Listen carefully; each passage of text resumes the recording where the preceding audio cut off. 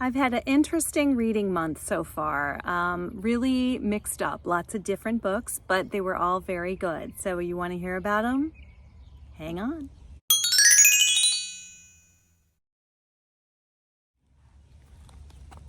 Hi everybody, welcome to Book Talks with Miss Thomas. I'm Miss Thomas and I'm a mood reader, so I have some different types of books to talk about. But the first one will surprise you because if you know me at all, you know I'm not really much on romance. I think the biggest reason I don't read a lot of romance is because I find that they're typically very predictable. I was very pleasantly surprised by this one. And it was recommended, by the way, by Katie on Paperbacks and Ponytails, so thank you. Katie recommends a lot of romance if you like romance, nice clean romance and Christian romance. Katie is a good channel, Paperbacks and Ponytails. I love Katie, but I don't usually love romance. I did love this one though. And that is the husband auditions. And I think the reason I loved this one is because it was not predictable. I was pleasantly surprised by the end. And it was also very funny. There were some things in the book that made me laugh out loud. So the premise of the husband auditions is Mary, who, her full name is Meredith. So it's M-E-R-I. But Meredith is, always a bridesmaid, never a bride. And so she is a bridesmaid yet again, and she's the last of her friend group to be the bridesmaid. Everyone else is married off. And so her friend gives her this list of ways to catch a man. It's something, I guess, that's been in their friend group as hopefully a running joke for years. It's got all these ideas from this really antiquated list of I think it's the 1950s, on advice for women on how to catch that husband. And the first one is to literally rope him with a lasso.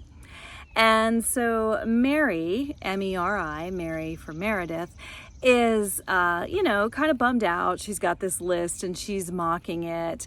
And she's staying with her brother after the wedding when her brother's roommate decides, let's film you doing some of the things on the list. And so the roommate is, he's very lazy and not husband material. And so Mary agrees to these crazy shenanigans for the purpose of a YouTube channel that he's filming, and they call it Marry Me, M-E-R-I, me. So it was really cute. And then of course the YouTube channel takes off and she becomes this YouTube celebrity, and just a lot of funny things happen in the book, starting with the lassoing of the man. And there were just a lot of funny shenanigans to try and catch a husband. And of course, a lot of potential husbands just fell in love with her and wanted to go out with her. But she ends up taking her own path. And it was just a really cute, fun book. And I definitely recommend the husband auditions. So thanks, Katie, for telling me about that one. Another one that I read was recommended by Amanda at Book Lover Amanda, and I thought it was funny because the author's name is Amanda too, and that book is Assaulted Caramel. Thank you, Amanda, for recommending that. That was, I wouldn't call it a romance. There was a hint of romance in it, but it was more a cozy mystery featuring the Amish community, and that was the story of... what is her name? Hang on. The story of Bailey. And Bailey is a chocolatier. She was not raised Amish, but her father was. And so she has Amish grandparents. And I think it was Ohio. It was an Amish community in Ohio. And she's this big deal chocolatier at this really fancy chocolate restaurant in New York, but she comes to Ohio to visit her grandparents, and they own a chocolate shop and they are Amish, and there is someone murdered in the chocolate shop, and of course she is the primary suspect because she was seen carving fudge with a knife, and that was the murder weapon. It was found in the body of the man killed in her grandparents' chocolate shop. And the theory is that she killed this man in self-defense because he was trying to buy the chocolate shop. There was also not exactly a bridezilla, but a mama bridezilla. I don't know what you would call that, the mother of the bride, but she was the bridezilla, so I don't know, a mamazilla. But there was this really annoying, hideous woman whose daughter was getting married, and she wants Bailey's grandparents to, you know, pretty much cater to her every whim because she has hired them to do the desserts at her daughter's wedding. And the daughter is just sort of bullied into marrying this rich guy. Turns out the rich guy's father is the person who was murdered in Bailey's grandparents' shop. So, Assaulted Caramel, it was just a fun book. Oh, the best thing about Assaulted Caramel, I do have to tell you, there was a cat. And you know, I'm a sucker for cats. So the cat's name was Nutmeg? Yes, Nutmeg. And it was an orange cat. And one of the little Amish girls in the community, she had this mean brother who wouldn't let her keep the cat. And so she sort of foists the cat on Bailey. And Nutmeg, of course, takes to Bailey. So did Nutmeg adopt Bailey, or did Bailey adopt Nutmeg? Who knows? But it was a really cute, cozy mystery. And I guess the hint of romance was there was a police officer in there that Bailey kind of thought was cute, but she had this secret romance back in New York. And actually, that's something that I really liked about the book, was that Bailey, she struggles with a moral issue. She's got this secret romance in New York, and she knows, you know, that's not really the way she should be living with this secret in her life. And so, and the guy is not Mr. Perfect, I don't think, by any stretch. And so Bailey struggles with the moral dilemma there, and she grows up. You know, the book forces her to confront her own insecurities and her desire to be this big success in New York, contrasted by, you know, a small town Amish community in Ohio. And I liked that. I liked that that book confronted the main character with some of her issues, and that she owned that and she dealt with that. And I will say the same is true of Husband Auditions. So in Husband Auditions, there's some growth, I say, spiritual, emotional growth in both books, and I appreciated that. So I would definitely call them both Christian books and books that I recommend. I had mentioned that I loved this book, which was recommended by Stacy, A Light on a Hill by Connellan Cassette, and I liked it so much that I had a book discussion at my church. I did have that this week. That's why I'm late posting, actually. I was a little busy preparing for that, because in preparation for that, I read the sequel, or I began the sequel, I haven't finished, Shelter of the Most High by Connellan Cassette. And I also have been working my way through the book of Joshua in the Bible. So I've got a lot going on there, thanks to Connellan Cassette. And thank you, Stacy, for recommending this fantastic book. So I have mentioned this book in a couple of other videos. So just briefly, I'll tell you, the girl is abducted by Baal worshippers, and they brand her for temple prostitution, but she is rescued before she's exploited and brought back to her her Israelite community, and the people in her community are horrible to her because of all the assumptions and all the rumors about her because of the mark on her face.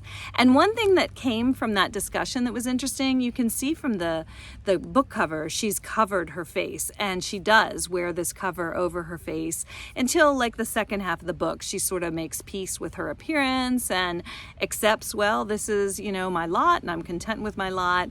And that was something that was discussed in the club, the book discussion. I won't say club, that's exclusive. It was just an open to anyone book discussion at my church. There was a woman at my church who really thought that was noteworthy, how she was hearing from God and then she was branded, and she wasn't hearing from God because she was hiding from the world, hiding from her community, literally hiding her face. And then when she came to terms with that and made peace with that, she started hearing from God again. And that's the beauty of book discussion, because that's not at all what I took from the book. But after she said that, I thought, yeah, I can see that, and the women at the book discussion also could see that. And it was an interesting discussion, actually, because the women wanted to talk about, well, is it hiding if you're just reluctant to put yourself out there and open up to people who might hurt you? And, well, we are called to be light. And the thing about light was something that I want to talk about because it comes up in the sequel. So when I was talking to a friend of mine about this one, about Light on the Hill, and some things in the book of Joshua that I've read, I sort of struggle with the idea that, our Jews in the Old Testament, they're the chosen people. They're called to be set apart by God. And my friend said, no, they were always supposed to be light, and to bring others in and to draw them into, God, to God's community. And so that was something that I have been sort of chewing on this month. And I did read some of that. I noticed that in Joshua, that in the book of Joshua, it's not just Rahab, but there are other people mentioned in the book of Joshua, not by name, but the idea that, the Israelites and those dwelling among them, blah, blah, blah, blah. So yeah, they were not exclusive, they were inclusive. And so that was new, a new revelation for me. And when I was reading the sequel, which I began this sequel, the main character is a pagan. Shelter of the Most High is the story of a pagan girl. What is her name? Sophia. And Sophia is the daughter of this pagan priest who is just horrid. I mean, he's an evil guy. And her village is destroyed, and she is abducted on a boat, and she and her best friend escape, and they can't go back home because everyone's been destroyed by fire. And so she's on a boat anyway, so she swims to safety with her friend. And it's not like, a 10-minute swim. It's like they're on the water, and I think they find a rock or something, and then they eventually find their way to land. And of course, they land at this city of refuge run by Mariah. And so they're rescued by Derek, and Mariah is the person at the city of refuge, and she takes such pity on Sophia and tries to help her. But the thing is, Sophia is from a completely different place, completely different language. There's a language barrier. And so Sophia thinks that she is going to be sacrificed to their gods in a big celebration. And she's, really afraid and untrusting. And she's trying to just be safe, and she's eager to get back to people like herself, and she's struggling to understand the Israelites in the city of refuge. So it's really, I love that, and I love that I was struggling with that idea of inclusiveness in the Old Testament, and they definitely are very inclusive to Sophia and her friend. And Sophia ironically judges them. She has some pretty harsh judgment of the Israelites as she's staying there, and there's just misunderstanding. So the main character is Sophia, but Mariah, as Stacy said on her channel in a comment I posted, because I thanked her for recommending the other one, even though Sophia is the main character, the characters from City of Refuge are in that book. So that was a really, so far I'm enjoying this, Shelter of the Most High. And I will say also, just briefly, the book discussion, they had said that Counted by Stars or Counted with Stars from a completely different series by Connellan Cassette is really what we need to read in order to fully understand the character of Mariah. Some of the women at the discussion said they felt that the beginning of the book was very abrupt. Like, how does she all of a sudden, the book begins with this 13-year-old girl, Mariah, in captivity. And that didn't faze me at all, I guess, because for a Christian reader, I read some violent stuff, I guess. But you know, the other women were saying, well, they would have liked the background. They would have liked to understand how Mariah ended up being abducted and what her life was like before the abduction. And apparently, I haven't read it, but apparently there's Out of Egypt, maybe, is the name of the other series by Connell and Cassette. And so I'm going to read that one, Counted by the Stars or something, Counted with the Stars. I'll put it up. And I'm going to read that one too. Actually, I just got an Audible membership, and that's a book that I'm looking at to purchase with my Audible membership. I think that would be a good one. The last book I want to talk about is Finley Donovan Jumps the Gun. Now, this is not a Christian book, okay? There is allusion to heaving. It doesn't get real graphic, but I like the Finley Donovan series. And after reading, you know, these two, this one and this one are and this one, get it again, get it right, Miss Thomas. So these two are kind of heavy, and they're lovely, but they're heavy and sometimes a bit upsetting. And so I needed something light and fun and silly. And so I listened to Finley Donovan Knocks 'Em Dead. No, Finley Donovan Jumps the Gun. So I've already heard the other books in that series, and so I knew that that would be a fun thing to listen to. It's funny too, I'll tell you, my friend, she had said sort of the same thing. She said, you know, she was getting kind of bogged down with these heavy books and she needed something fun, and so she turned to Janet Ivanovich. So Finley Donovan Jumps the Gun was a fun mystery. I've been cleaning in my house still and decluttering, and I've been even trying some new recipes, and I've just been listening to audiobooks to pass the time as I've been doing those things. I've got a lot done around the house. I'm really pleased with the way my house is coming together. It wasn't a mess to begin with, but you know, I'm a teacher, and the school year, I had a lot going on during the school year, and especially with the health thing I've mentioned. I had a little health scare. I'm fine, praise the Lord. But you know, I let a lot of things go in the house. So I've been organizing and cleaning and listening to audiobooks. And, you know, Finley Donovan Jumps the Gun. You just can't go wrong with Finley Donovan. She's just a silly, fun little... Okay, to give you the background, Finley Donovan, in her first one, she is an author, and she's discussing a murder mystery that she's writing. She's discussing it, I think, in a Panera or some restaurant, and a mafia woman overhears it and thinks that she truly is like a murder for hire woman. And so she slips her money and wants her to kill somebody, and Finley ends up with this dead body, even though she's not a killer. But now these mafia people think she's a killer, and so there's a couple of books now, and she's just this funny author who ends up in these crazy predicaments because of these mafia people. I think they're Russian mafia. And then she's got this nanny who calls herself the accountant because she's an accounting student, but she's also a nanny. Her name is Vero. And Vero is really the one that gets Finley into all these predicaments. Vero is more...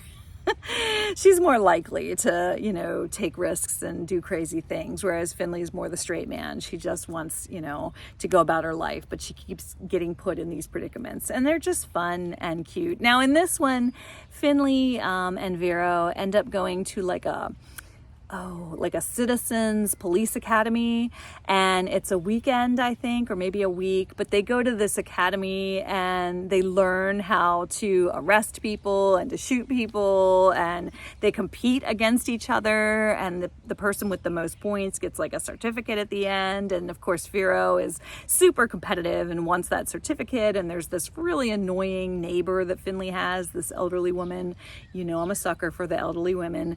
There's this elderly woman neighbor Finley has that's also determined to win, and so there's that. And then there's, you know, Finley's actually trying to catch a bad guy in the book as well. So there's and bad guy is this the Russian mafia has hired her to catch this bad guy named Easy Clean. And so there's that, and it's just cute and fun. So those are the books that I have read the first 2 weeks of January. I think my next video is going to be a help me choose, because I did just join Audible and I spent hours looking at all the different possibilities on Audible, and I ended up so overwhelmed I couldn't pick what what will be my first Audible purchase, even though I got 3 months free, because it's Amazon Prime Week, and Amazon is, I guess it's Amazon offering through Audible 3 months free instead of 1 month free. So I thought, you know what, I take enough road trips, it would be good to have, but it's so hard to find good audio books that are safe to play in a car with my husband and my 2 kids. Even though my youngest is a teenager, I'd still rather not have, you know, embarrassing things on an Audible book. So if you can recommend any good books, I would love that. I think that will be my next video. I'm so glad you guys are here. Thanks for listening, and I hope you're having a great summer. Bye for now.